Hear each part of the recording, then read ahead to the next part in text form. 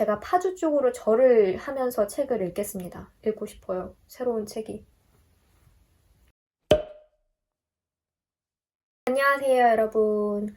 오늘은 북태그라는 거를 한번 해보려고 합니다. 제가 외국 북튜브 영상들을 가끔 보는데 거기에 보면 북태그라는 이름의 영상들이 굉장히 많아요. 우리나라로 치면 문답이라고 할 수가 있을 것 같습니다. 질문이 있고 거기에 답변을 하는 혹은 거기에 해당하는 책을 소개하는 그런 거. 근데 제가 최근에 제가 정말 좋아하는 외국 북튜버 중에 한 명이신 아리엘 비세님이 만드신 The End of the Year Booktalk라는 영상을 발견을 했어요. 근데 그게 지금 딱 이 시즌에 맞는 주제고 그런 질문들인 것 같아서 저도 한번 거기에 답변을 남겨보면 재밌지 않을까 라는 생각에 그 영상에 있는 질문들에 오늘은 제가 답을 해보려고 합니다. 참고로 그분께서 올리신 영상은 당연히 영어로 되어 있기 때문에 그 영어 질문들을 제가 인위적으로 해석을 해서 말씀드리는 거예요. 그렇기 때문에 뭐 의역이나 오역 같은 게 있을 수가 있습니다. 그 점은 너그럽게 양해를 부탁드리겠고요. 그럼 바로 연말 책 문답 북태그? 바로 시작해 보도록 하겠습니다. 첫 번째 질문은 올해 읽기 시작했는데 아직까지도 다 끝내지 못한 책들이 있는지? 라는 질문인데요. 있습니다.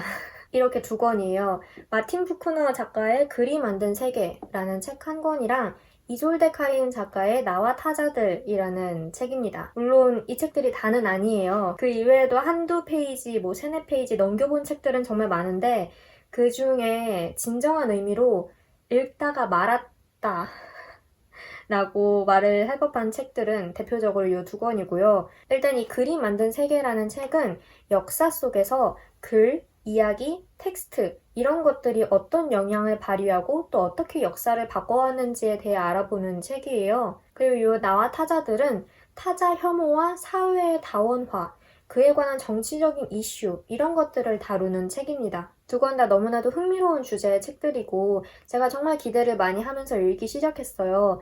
그런데 이 책들이 문제가 아니라 제가 현생에 치여서 교수님이 읽어오라고 내주시는 것들을 먼저 읽고 과제를 하고 또 제 개인적인 독서에 있어서는 한국 소설을 아무래도 최우선 순위에 두고 읽다 보니 아직까지 읽지 못했습니다. 빨리 읽어보고 싶어요. 진짜 흥미로운 주제들이라서. 아무튼 올해 시작했지만 아직까지도 끝내지 못한 책들, 대표적으로 이 두 권을 말씀드렸습니다. 두 번째 질문은 가을에서 연말로 넘어가는 딱 그 시기에 어울리는 책이 있는지. 사실 제가 말씀드릴 책들이 가을과 연말 분위기에 딱 맞는 그런 책인지는 모르겠어요. 근데 어쨌든 개인적으로 그런 느낌이 들어서 골라봤고요. 일단 이 책입니다. 헤르타 밀러 작가의 저지대라는 책이고요. 단편 소설을 엮은 책으로 알고 있어요. 어린 여자아이가 화자이고 이 아이가 사는 시골의 그런 모습과 그곳에 흐르는 죽음의 분위기를 시적인 문장으로 또 그로테스크하게 표현을 해낸 책입니다. 근데 왜 이 책을 가을 분위기 혹은 연말 분위기가 나는 책이라고 골랐느냐? 일단은 제가 생각하는 가을과 연말은 그렇게까지 막 공포적이고 그로테스크한 분위기가 절대 아니에요. 근데 이게 이제 리커버 특별판인데 요거를 작년 가을쯤 딱 요맘때쯤에 사서 처음 읽기 시작했거든요. 그래서 그때 제가 이 책을 카페에 가서 읽었을 때 입었던 옷차림이라든지 창밖으로 보였던 풍경이라든지 이런 게 기억에 되게 많이 남았고 그리고 그때 기억에 이 책이 되게 그로테스크하고 몽환적이고 찬 기운이 느껴지는 책이었거든요. 왜 가을에 이제 밖에서 무심코 숨을 크게 들이쉬었는데 생각보다 훨씬 더 찬 공기가 훅 들어와서 놀라는 순간들이 있잖아요. 딱 그런 느낌이 드는 책입니다. 제가 상상했던 것보다 훨씬 더 그로테스크하고 정말 숨을 헉 하고 들이마시게 되는 그런 이야기들. 사실 이야기의 배경이 어느 계절이었는지는 잘 기억이 나지 않아요. 근데 이 책에 대한 저의 대략적인 인상이 되게 서늘한 그런 느낌이 들어서 그래서 골라봤고 솔직하게 말씀을 드리자면 아직 다 못 읽었습니다. 그때 절반 조금 못되게 읽었던 것 같아요. 아니네. 3분의 1도 못 읽었네요. 무슨 이유에서였는지 그때 다 읽지 못하고 한 해를 넘기고 지금까지 왔는데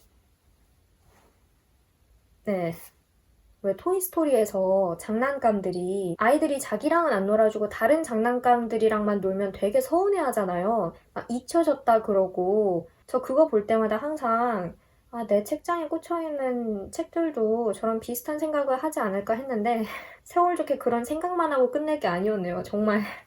예, 그러네요. 조만간 빨리 읽겠습니다. 이 책 너무나도 기대가 되는 책이거든요. 그렇습니다.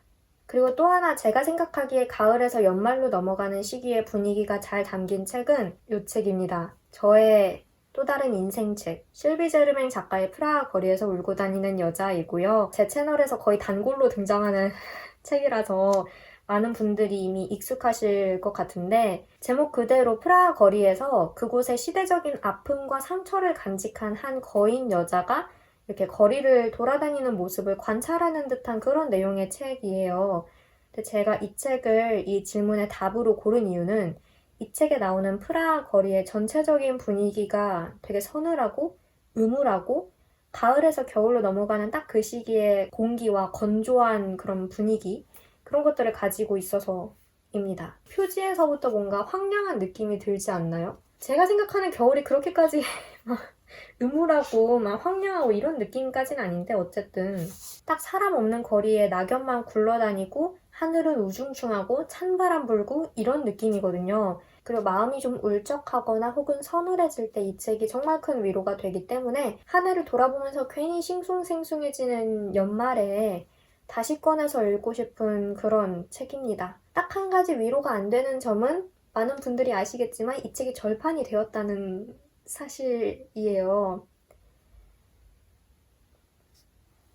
네. 그리고 세 번째 질문은 여전히 기다리고 있는 출간 소식이 있는지인데요. 있습니다. 제가 웬만해서는 출간 소식을 적극적으로 그리고 주기적으로 막 찾아보거나 확인하거나 체크하는 편이 아닌데, 실비 제르맹 작가님의 책 출간 소식은 정말 목이 빠지게 기다리고 있어요. 지금까지 우리나라에 3권이 번역돼서 나왔거든요. 이 책이랑 그리고 마그누스랑 분노의 날들, 이렇게 3권이 나와 있는데, 근데 작가님이 이 책들 이외에도 다른 책들을 정말 많이 쓰셨다는 말이죠. 그래서 또 번역이 돼서 나오기를 정말 목이 빠지게 기다리고 있습니다. 제가 너무 애가 타서 작년쯤이었나? 문학동네 홈페이지에 들어가서 그 Q&A에 질문도 남겼었거든요. 혹시 올해 안에 출간 계획이 있으시냐 했는데, 그때 구체적인 일정은 아직 나오지 않았다고 답변을 받았어요. 근데 문학동네 홈페이지에는 현재 문학동네가 실비 제르맹 작가님의 다른 작품들을 계속해서 출간할 예정이라고 쓰여 있거든요. 그러니까 언젠가는 번역이 돼서 새로 나올 거라는 거겠죠. 혹시나 문학동네 출판사의 해외문학 편집 담당자님들께서 이 영상을 보고 계시다면, 안 보실 가능성이 더 크겠지만 그래도 혹시나 보고 계시다면 여기 목 빠지게 기다리고 있는 1명 이상의 독자가 있으니 저뿐만은 아닐 테니까 하루빨리 책을 내주시면 제가 파주 쪽으로 절을 하면서 책을 읽겠습니다. 진짜 너무 읽고 싶어요. 새로운 책이. 그렇습니다. 그 네 번째 질문, 올해가 가기 전에 읽고 싶은 책을 3권 골라본다면? 이라는 질문인데요. 우선은 이 책, 김혜란 작가의 달려라 아비 라는 책을 올해가 가기 전에 꼭 읽고 싶고, 그리고 올해가 가기 전에 읽을 것 같습니다. 김혜란 작가님의 단편 소설집이자 대표작이라고 저는 알고 있는데, 이 책 뒤에 쓰인 문구 때문에 빨리 읽어보고 싶어요. 지나온 시간으로 달려가고 싶게 만드는 사랑스러운 단편들, 다시 만나는 김혜란, 다시 만나는 우리들의 코끝 찡한 눈부신 청춘. 제가 지금까지 읽어온 김혜란 작가님의 단편들은 대부분 좀 슬픈 분위기, 그리고 마음이 아린 느낌의 소설들이었는데, 이 책은 특이하게? 아무튼 제가 지금까지 읽은 것들과는 다르게 사랑스러운 단편들이라고 수식어가 붙어 있거든요. 그래서 김혜란 작가님이 쓰시는 사랑스러운 단편들은 또 어떤 느낌인가 너무 궁금해서 얼른 읽어보고 싶습니다. 그리고 진짜 말씀드렸다시피 조만간 읽게 될 것 같아요. 그래서 이 책도 읽어보고 제가 하루빨리 감상을 남기는 날이 오기를 바라고 있습니다. 그리고 이 책들 역시 올해가 가기 전에 기왕이면 읽어봤으면 좋겠는데요. 살만 루슈디 작가의 한밤의 아이들이라는 책입니다. 인도가 독립하는 순간에 태어난 살림 시나이라는 남자의 인생을 그린 소설이라고 하는데요. 아술적 사실주의 기법으로 쓰인 책이라고 하더라고요. 제가 이전 영상에서도 자주 말씀드렸다시피 저는 현실과 환상이 어우러진 소설들을 정말 좋아하기 때문에 이 책에 대해서도 기대하는 바가 크고요. 두 권으로 나뉘어져 있고 그리고 각각의 책도 좀 두꺼운 편이기는 하지만 그래도 최대한 빨리 읽어보고 싶습니다. 겨울 안에 읽고 싶어요. 그리고 또 한 권은 바로 이 책입니다. 옌랭커 작가의 딩시 마을의 꿈이라는 책이고요. 피를 매매하는 도중에 딩시 마을 전체가 에이즈에 감염되는 사건을 이미 죽어서 땅에 묻힌 어느 소년의 시선으로 그려낸 소설이라고 하더라고요. 피를 사고 파는 이야기는 허상과 매열기에서도 나와 있는 내용인데 제가 가장 특이하다고 생각을 했던 거는 역시 이미 죽어서 땅에 묻힌 소년의 시선으로 그려낸다는 점입니다. 제가 이 책을 왜 샀는지 저는 똑똑히 기억을 하고 있습니다. 일단은 이 표지 때문에 이런 동양의 가옥을 그린 표지를 저는 많이 보지 못해서 일단은 이 표지에서 제 시선을 확 끌었고 그리고 책 뒤에 쓰인 이 설명 중에 이런 표현이 있습니다. 리얼리즘과 판타지가 결합된 21세기 중국 문단 최고의 문제작이다. 에서 리얼리즘과 판타지가 결합됐다라는 이 설명을 보고 결제를 했는데 정말 취향이 한결같죠. 정말 한결같아요. 읽고 싶습니다. 빨리. 얘도 두께가 꽤 돼요. 이게 제 기억이 500쪽이 넘어가는 책으로 600쪽이 넘어가네요. 꽤 두께가 되기는 하는데 그래도 정말 궁금한 책이라서 빨리 읽어보고 싶습니다.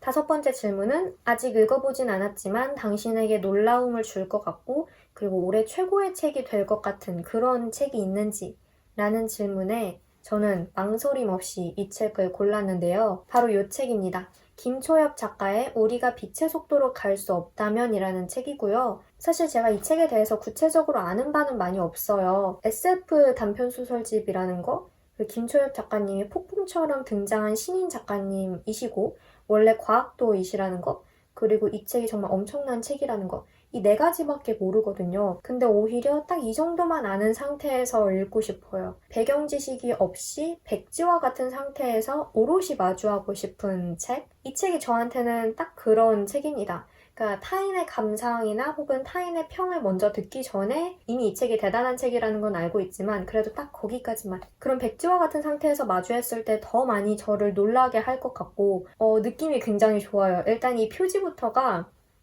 되게 좋지 않나요? 저는 이거 알라딘에서 처음 발견을 했을 때 이거 진짜 느낌 좋다. 표지만 보고도. 그리고 이 제목, 우리가 빛의 속도로 갈 수 없다면 이라는 이 제목도 뭔가 이렇게 딱 꽂히는 게 있어서 그때 바로 주문을 했었거든요. 그래서 기대가 많은 책이고 이 책은 진짜 올해 안에 꼭 읽을 거예요. 이렇게 말하면 읽겠지. 아니, 올해 안에 읽어야 되기도 하고 부지런히 읽고 여러분들께도 감상을 공유할 게 생기면 꼭 영상에서 말씀드리도록 하겠습니다. 마지막 질문은 벌써 2020년 독서 계획을 세웠는지? 라는 질문인데요. 아직 안 세웠습니다. 사실 2019년 독서 계획도 거의 못 이뤘거든요. 역시 나는 계획 세우기와는 맞지 않는 인간인가 라는 회의감이 좀 들기도 하는데 저는 원래 계획을 잘 세우지 않는 편이에요. 다른 일을 할 때도. 왜냐하면 그 회의감과 허탈함이 싫어서 그리고 항상 계획을 세우고 나면 자책감이 들더라고요. 그래서 저는 계획도 안 세우고 버킷리스트도 안 세우고 막 그런 편인데 그냥 거의 될 대로 되라까진 아니고 그러니까 아시죠? 이렇게 잘 살긴 하는데 딱히 이렇게 목록을 세워두진 않는다라는 뜻인데 작년 블로그마스 때 아마 그때 약간 컨텐츠 욕심 같은 게 생겨서 2019년 부킷리스트라는 게 딱 뭔가 그 블로그마스 시즌에 어울리는 컨텐츠라는 생각이 들어서 그때 세웠었죠. 근데 그래서 뭐 내년 계획은 아직 세우지 않았고요. 사실 이번 학기 앞으로 11월, 12월 어떻게 보낼지 그것도 모르기 때문에 아마 내년 계획을 세운다면 12월쯤에 세우겠죠? 그거는 제가 조금 더 고민을 해보고 만약에 세우게 되면 2020년 독서 계획을 세우게 되면 따로 또 영상에서 말씀을 드리도록 하겠습니다. 이렇게 해서 오늘은 연말 북태그라는 거를 해봤는데요. 지금이 딱 2019년이 2달 남은 때니까 좀 시기적절하게 한 것 같아요. 슬슬 2019년도 정리하는 그런 시점이니까 또 연말 분위기를 내면서 올 한 해 잘 마무리를 하고 영상으로 또 기록을 남기고 그러도록 하겠습니다. 오늘도 영상 봐주셔서 정말 정말 감사드리고 저는 다음 영상에서 뵙도록 하겠습니다. 다들 좋은 하루 보내시고 저는 이만 죄책감에 쩔어서 책을 읽으러 가도록 하겠습니다. 네, 그럼 다음 영상에서 봬요. 빠이.